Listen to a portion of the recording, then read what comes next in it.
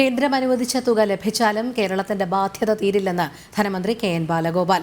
ഇനിയും 15,000 കോടി ആവശ്യമുണ്ടെന്നും ബാലഗോപാൽ പറഞ്ഞു. 13,600 കോടി ഈ സാമ്പത്തിക വർഷം തന്നെ എടുക്കാൻ സാധിക്കുമെന്നും മന്ത്രി പറഞ്ഞു.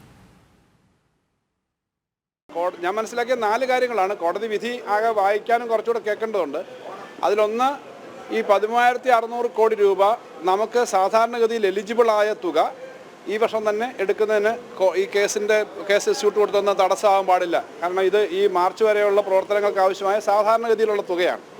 രണ്ടാമത്തെ കാര്യം, 26,000 കോടിയോളം രൂപയുടെ സംബന്ധിച്ചൊരു 24,000, 26,000 അങ്ങനെ തുകയുടെ നേരത്തെയുള്ള തർക്കങ്ങളുണ്ട് ചില കണക്കുകൾ നോക്കാൻ. അത് സംബന്ധിച്ച് അടിയന്തരമായി പരിശോധിക്കണം എന്ന് പറഞ്ഞു. അത് ഉദ്യോഗസ്ഥന്മാരെ ഇന്നോ നാളെയോ സെക്രട്ടറി തലത്തിൽ തന്നെ പരിശോധിക്കുന്ന തരത്തിലേക്ക് കാര്യങ്ങൾ പറഞ്ഞു.